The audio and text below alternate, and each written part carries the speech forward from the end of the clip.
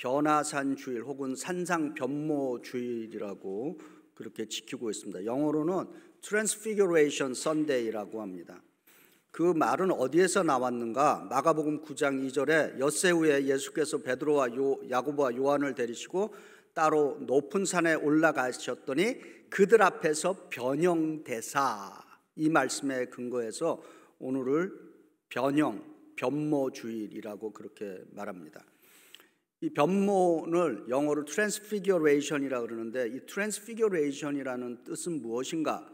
이것은 어떤 그 형체가 모양이나 그 모습, 그러니까 form, 그리고 모습, appearance가 이렇게 변화, change가 되는 것입니다.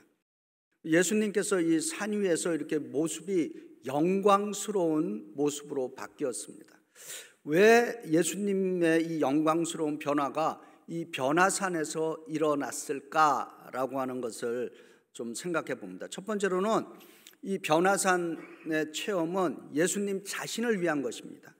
이제 이 변화산 정상의 체험을 통해서 예수님은 끝까지 이제 갈보리라고 하는 그 십자가를 향해서 꾹 한 발 한 발 꿋꿋하게 나가고 계십니다.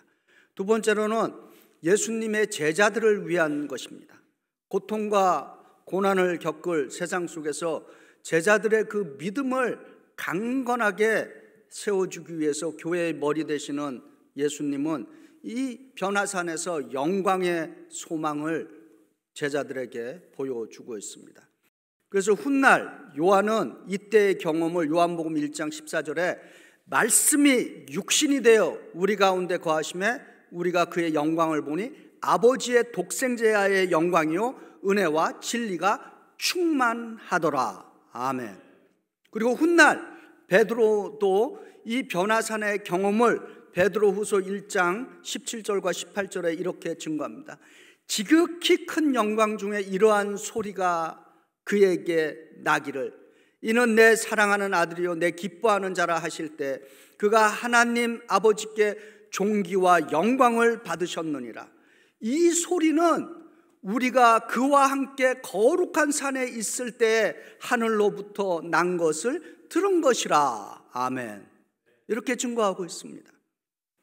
이제 오늘부터 이제 이번 수요일부터 이번 주간이죠. 이제 사순절 렌트 40일간의 이제 여정이 시작됩니다. 이제 금년 사순절은 이제 이번 수요일 2월 14일 제 수요일로부터 애슈윈즈 데이라고 하는 그때부터 시작해서 3월 30일 토요일에 마치게 됩니다. 이 제 수요일부터 시작하는 사순절은 뭐 하는 기간인가? 우리 그리스도인에게는 금식하는 기간이고 회개하는 기간이고 절제하는 기간이고 영적인 훈련을 하는 기간이고 그리고 나눔을 실천하는 그러한 기간입니다. 그 기간을 통해서 부활절을 준비하는 사순절이 되는 것입니다. 그래서 여러분 이번 수요일날 제 수요일에 꼭 함께 예배 드릴 수 있도록 여러분 격려합니다. 오늘 이제 성경 본문 마가복음 9장 2절부터 8절에 이제 변화산 사건의 말씀은 마태복음과 누가복음에도 기록되어 있습니다. 이거 조금씩 이제 큰 틀은 같지만은 마가복음은 마가가 보는 신앙의 관점이 좀 다르고 마태는 마태가 좀 다르고 누가는 누가가 다릅니다. 그런데 어쨌든 오늘은 이 마가에게만 집중을 해서 말씀을 나누겠습니다. 이 변화산 사건 이야기는 사순절을 시작하는 오늘 우리 교회와 우리들의 그 믿음 생활에서 우리가 어떻게 변화되어야 하는가를 가르쳐 주고 있습니다. 실제로 이스라엘의 지금 이 변화산이라는 곳이 도대체 어디를 의미하는 건가? 그래서 많은 이제 성경학자들이나 이제 이런 분들이 추정한 곳이 있습니다. 화면 저기 보면은 저희 갈릴리 거기 위에 있는 변화산이라는 곳이랍니다. 그래서 저 변화산 뭐 다양한 사진이 있는데 제가 조금 더 신비로운 사진을 골랐습니다. 그리고 그 산 안에 저기 처치 오브 마운트 트랜스피규레이션이라고 하는 교회가 저 안에 지어져 있습니다. 근데 저기를 이제 다볼산이라고 그렇게 알려져 있습니다. 근데 구체적으로는 정말 저기가 다볼산인지에 대해서는 그냥 추정을 하는 곳이니까, 그리고 거기다가 우리 기독교의 전통을 따라서 또 이렇게 교회가 또 잘 지어져 있다고 그럽니다. 오늘 이제 본문 말씀을 이제 한 절씩 읽으면서 우리가 교회로서 경험해야 할 것이 무엇인가? 왜 그런가 하면은 하나님께서는 오늘 우리 주 예수 그리스도를 통해서 변화산에 비유되는 교회를 우리에게 주셨기 때문인 것입니다. 마가복음 9장 2절입니다.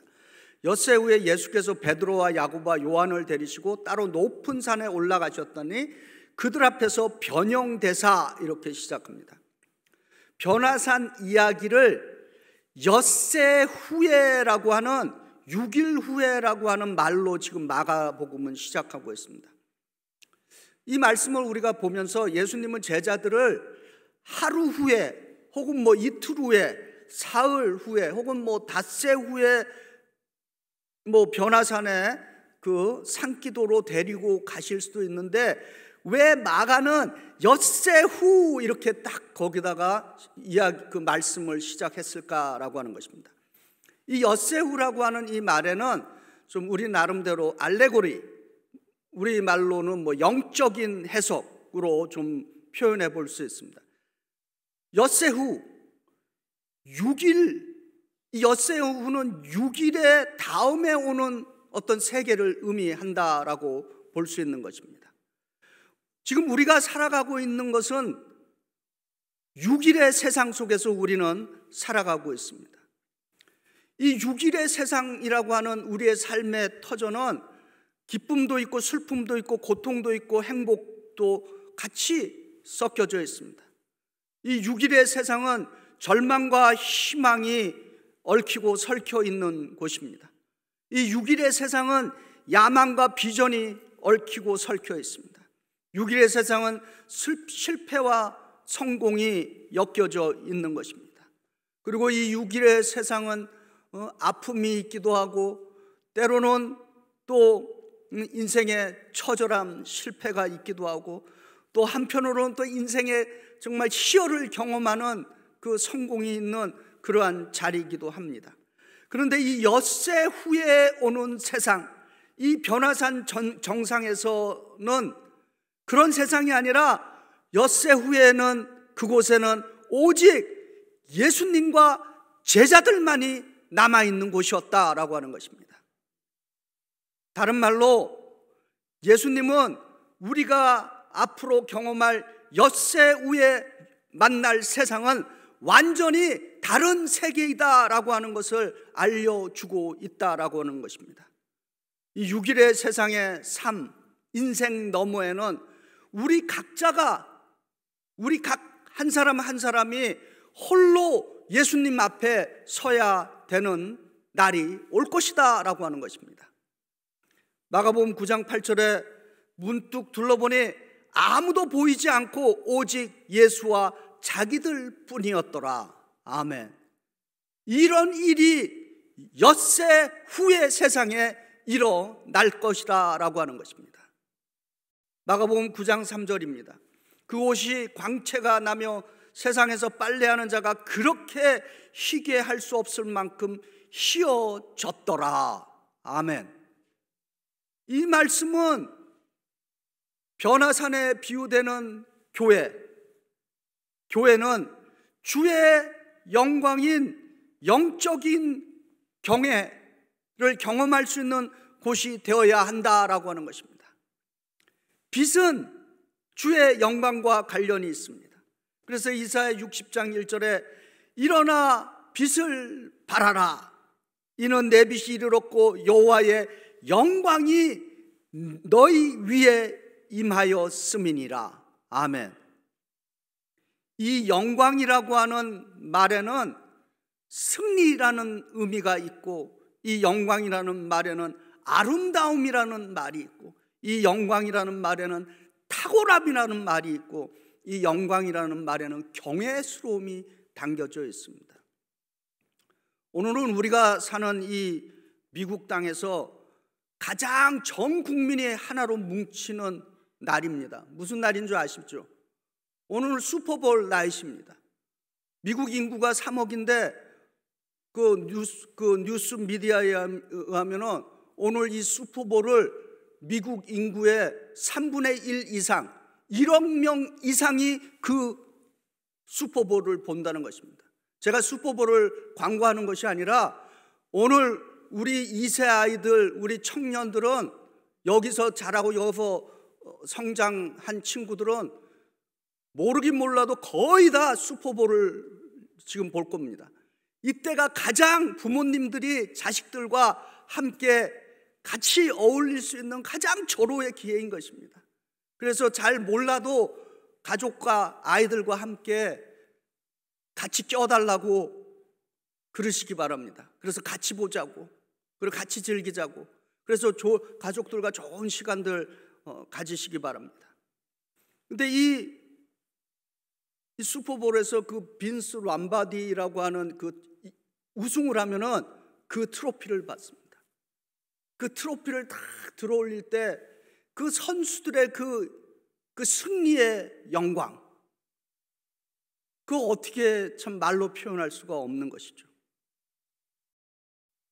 그 우승이 영광을 주는 것입니다. 올림픽에서 금메달을 딴 선수들에게는 승리의 영광이 있습니다. 결혼식에서 신부의 그 말칭 행진에는 그 아름다움의 영광이 있는 것입니다. 장엄한 음악이 연주되는 곳에는 그 경외감이 나타나는 것입니다. 구약 성경에서 이스라엘의 승리와 패배, 이스라엘의 실패와 성공, 이스라엘의 절망과 소망은 다 하나님의 영광과 관련이 있습니다. 그래서 이 영광이 이스라엘에 머무냐, 이 영광이 이스라엘을 떠나느냐에 따라서 이스라엘의 삶이 좌우가 됐던 것입니다. 그래서 사무엘상 4장 19절에서 22절에는 우리가 잘 아는 그 비느하스의 그 아내가 임신해서 이제 아기를 낳는 그 모습이 아주 생생하게 기록되어 있습니다. 이렇게 증거합니다. 그의 며느리인 비느하스의 아내가 임신하여 해산 때가 가까웠더니 하나님의 궤를 빼앗긴 것과 그의 시아버지와 남편이 죽은 소식을 듣고 갑자기 아파서 몸을 굽으려 해산하고 죽어갈 때 곁에 서 있던 여인들이 그에게 이르되 두려워하지 말라, 내가 아들을 낳았다 하되 그가 대답하지도 아니하며 관념하지도 아니하고 이르기를 영광이 글로리가 이스라엘을 떠났다 하고 아이 이름을 이가봇이라 하였으니, 하나님의 영광이 떠났다는 이 뜻입니다.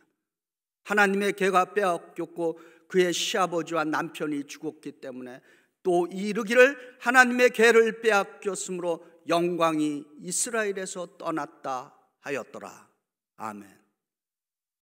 마찬가지로 교회의 승리와 패배, 신앙인의 승리와 패배, 실패와 성공, 절망과 소망도 하나님의 영광에 초점을 맞춰야 하는 것입니다. 그래서 여러분, 교회에 오시고 여기서 기도할 때 저도 그렇게 기도드립니다. 주의 영광 이곳에 머물게 하여 주시옵소서. 저는 매일 그 다이어리를 하루에 뭐를 했는가를 거의 쓰는 사람입니다. 시간별로 될 수 있는 대로. 그래서 항상 제 일기 그 다이어리의 첫 번째, 한글로 안 쓰고 이제 영문으로 씁니다.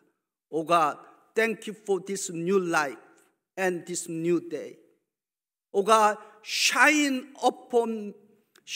your glory upon me so that I may be a reflector of your glory to others. Amen. 무슨 말이냐면은 하나님, 주의 영광을 내 위에 비추셔서 내가 주의 영광을 비추는 거울이 되게 하여 주시옵소서. 여러분들도 이곳에 오시면은 하나님, 이 교회에 주의 영광 머물게 하여 주시옵소서, 이렇게 기도 드려 주시기 바랍니다. 이 시간에 우리가 좀 즐겨 부르는 복음송 하나 부르려고 그러는데요. 이한백 집사님, 그리고 우리 배 집사님 같이 따라 부를 테니까 우리 화면 보시면서 딱 한 번만 우리가 부르도록 하겠습니다. 1절만.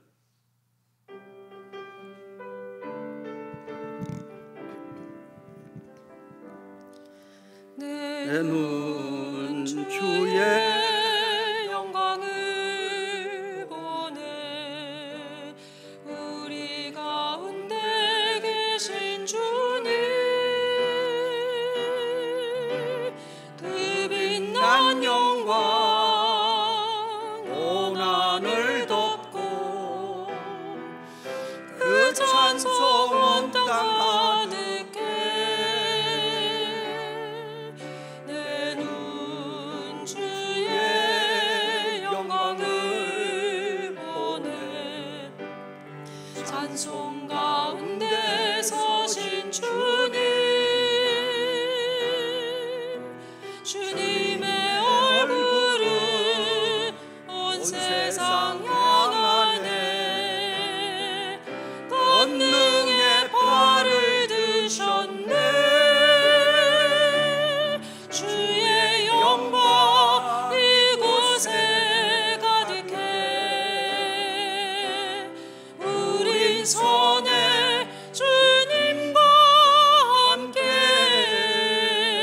찬양하며 우리는 전진하리.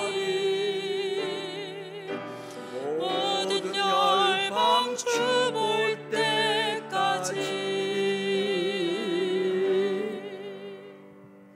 아멘. 이 예배에서 우리가 예배를 드릴 때 영광의 무게가 느껴지십니까? 영광에는 무게가 있습니다. 그 영광의 무게는 가치를, 밸류를 결정하고, 그 가치, 밸류는 영광을 드러내게 되는 것입니다. 우리 베이사이드 연합감리교회에서 주의 영광이 임재하는 교회가 되도록 여러분 간절히 중보기도 드려주시기 바랍니다. 이제 마가복음 9장 4절과 5절에 이에 엘리야가 모세와 함께 그들에게 나타나 예수와 더불어 말하거든 베드로가 예수께 고하되 랍비여, 우리가 여기 있는 것이 좋사오니 우리가 초막 셋을 짓되 하나는 주를 위하여, 하나는 모세를 위하여, 하나는 엘리야를 위하여 하사이다. 이렇게 증거합니다. 모세는 구약의 율법의 대표자입니다. 엘리야는 구약의 예언자들을 대표하는 인물입니다. 그리고 왜 하필이면 모세와 엘리야였을까? 예수님은 바로 구약의 율법과 구약의 예언을 완성하신 분이시기 때문인 것입니다. 그래서 마태복음 5장 17절에 내가 율법이나 선지자를 폐하러 온 줄로 생각하지 말라. 폐하러 온 것이 아니요 완전하게 하려 함이라. 아멘. 근데 여기서 베드로의 행위가 참 재미있습니다. 제가 이 본문을 읽고도 참 베드로가 참 비상한 인물이구나라고 하는 것을 좀 이렇게 깨닫게 됩니다. 예수님이 모세와 엘리야와 더불어 대화할 때 베드로가 자신이 무슨 말을 하는지 모르면서 지금 이야기를 하는데 초막 셋, 영어 성경은 간단하죠. 텐트, 부스, 텐트 3개를 짓겠다는 것입니다. 그래서 이 마가복음 9장 5절에 베드로가 예수께 고하되 랍비여, 우리가 여기 있는 것이 좋사오니 우리가 초막 셋을 짓되 하나는 주를 위하여, 하나는 모세를 위하여, 하나는 엘리야를 위하여 하사이다. 제가 이 본문을 읽으면서 제가 베드로의 입장에 서서 이야기했다면 저는 이렇게 얘기 못합니다. 분명히 이렇게 얘기했을 거예요. 예수님, 여기 있는 것이 좋사오니 제가 텐트 4개를 짓겠습니다. 하나는 예수님을 위해서, 하나는 모세를 위해서, 하나는 엘리야를 위해서, 그리고 또 하나는 나를 위해서요. 자기 자신은 없습니다. 무엇을 말하려고 하겠습니까? 베드로의 고백은 오늘 믿음의 사람들이 경험해야 하는 것이 무엇인가를 가르쳐 주고 있습니다. 은혜를 받으면 받을수록 우리는 베드로처럼 자신은 잃어버리고 다른 사람을 더 이렇게 쳐다보게 되고 다른 사람을 섬기게 된다라고 하는 말인 것입니다. 지금까지 우리의 인생은 어떤 면에서 이런 말 있잖아요. 날 좀 보소. 모든 것이 날 좀 보소 하던 인생의 눈이 이제 다른 사람의 어려운 처지와 환경과 아픔과 공감을 느끼게 되는 것입니다. 다른 사람을 위해서 우리가 가장 할 수 있는 일이 무엇인가를 생각해 봅니다. 성경은 사도 바울은 자기의 영적인 아들이며 자기의 제자인 디모데에게 무엇을 해야 할지를 이렇게 가르칩니다. 디모데전서 2장 1절입니다. 그러므로 나는 무엇보다도 먼저 모든 사람을 위해서 하나님께 간구와 기도와 중보기도와 감사기도를 드리라고 그대에게 권하노라. 아멘. 우리가 가장 먼저 할 일은 타인을 위해서 기도드리는 것입니다. 그래서 우리가 다른 말로 중보기도라 그러는 거죠. 중보기도의 가장 쉬운 말은 그런 찬양도 있지 않습니까? 누군가 널 위해 기도하네. 내가 누군가를 위해서 기도하는 것입니다. 교회는 서로를 위해서 기도해 줄 수 있어야 하는 것입니다. 저는 목회자로서 우리 성도님들의 개인, 가정, 자녀, 직장, 사업, 학업, 영혼이 잘된 같이 범사에 잘되고 모든 것이 강건하도록 기도를 드리고 있습니다. 우리가 그 누군가를 위해서 기도를 드릴 때 우리의 믿음의 눈은 점점점 확장되어 가고 하나님께서 내 자신을 넘어서 이웃을 향해서 이 세상을 향해서 무언가를 할 수 있게 만들어 주시는 것입니다. 아멘. 왜 우리가 서로를 위해서 기도해야 합니까? 왜 우리는 나 이외의 세계와 나라와 민족과 열방과 타인을 위해서 기도해야 합니까? 기도는 곧 제사장의 사역을 감당하는 일인 것입니다.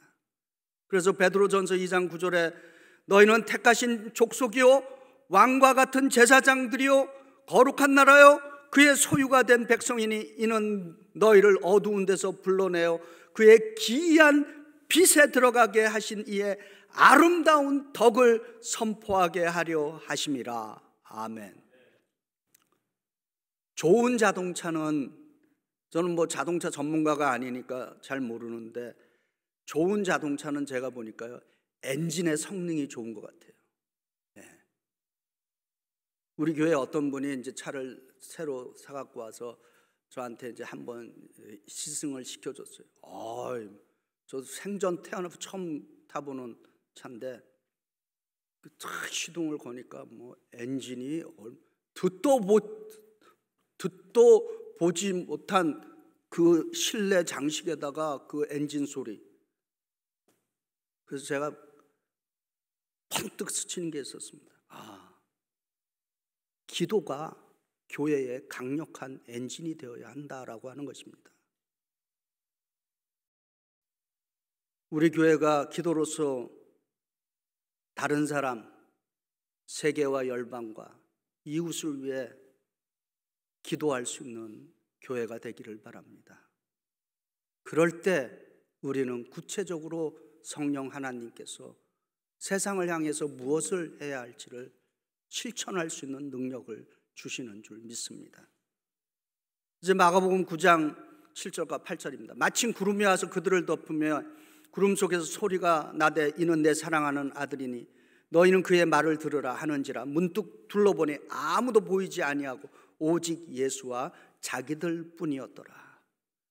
오직 예수와 자기들 뿐이었더라고 하는 이 말씀처럼 교회에서는 예수님을 1대1로 만나는 그것을 우리가 인격적인 만남의 경험이라고 그렇게 부르는 것입니다. 인격적으로 만나야 돼. 예수님을 직접 1대1로 만나야 한다라고 하는 것입니다. 설교의 천재라고 불리우는 스펄전 목사가 이런 고백을 했습니다. 만일 내가 1000번의 생애를 살 수 있다면 나는 그 1000번의 생애 모두를 그리스도를 위해서 바치렵니다.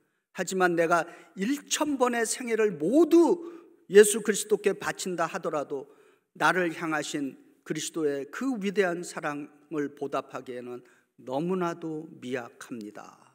이렇게 고백했습니다. 오늘 저 말씀을 요약합니다.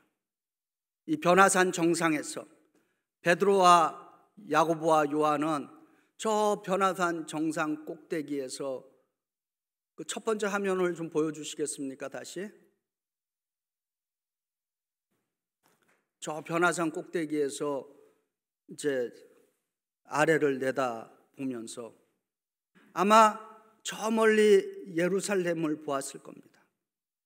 그리고 그들이 변화산 정상에서 본 이 6일의 세상, 저 아래의 세상은 너무도 작게 보였을 겁니다.